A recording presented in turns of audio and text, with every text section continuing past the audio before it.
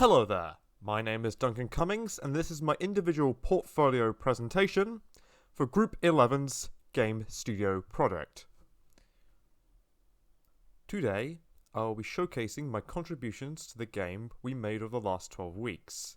This will include a quick look at the Jira board we made use for the project, initial drafts and brainstorms for the game idea, design documentation to explain the idea to the rest of the group, a showcase of the game's level editor, which I used to design levels for the game, a breakdown of the process of playtesting and iterating on the game's design, a gameplay showcase showcasing the mechanics I designed for the game. Let's talk about the game we developed. The game we developed is called Cheese. It's a frantic, turn-based strategy game which expands on the core rules of chess with fresh and new mechanics. Our primary influences for this game were Local Funk's Balatro and Jeremy Lenhart's For the Crown. Both are games which take a game that an average person will be familiar with, in this case poker and chess, and twist it in a way which makes them their own unique thing. This is the approach we followed when designing Cheese. As you can see here in this gameplay demonstration, we've played around with the established core mechanics of chess by adding short 30-second turn timers for each player, making more abstract boards that aren't necessarily square in shape, and new pieces to create new emergent gameplay scenarios. We will discuss these new mechanics later in the presentation. Now we understand the concept of the game, I can begin to showcase my contributions to the project. Let's start with our Jira board.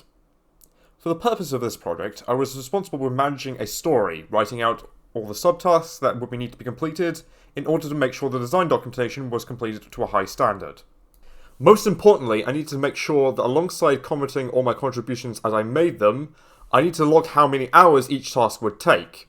In addition, I needed to log how many hours I had put into each task as I worked on them. We did this so we could prove to each other that we were on task and putting in the effort needed to meet our milestones. Next is our rough drafts and ideas. These were hosted on Obsidian alongside pseudo-transcriptions of our Scrum meetings. There were a lot of different ideas and iterations for the game that we threw around during development.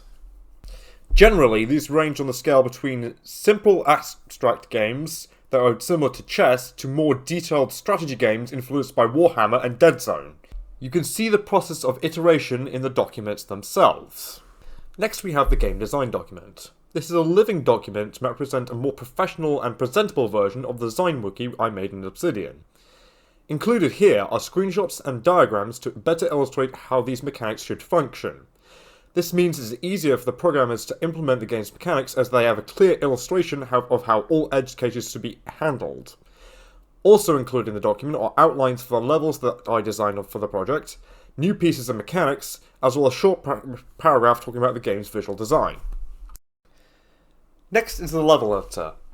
The level editor for Cheese was a collaboration between me, Juan, and Mordy.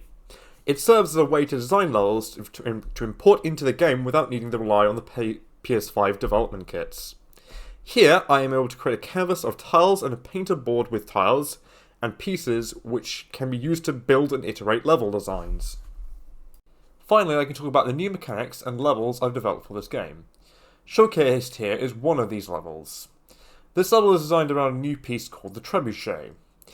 Any piece that is adjacent to the Trebuchet can make a single move in an L shape like a knight would.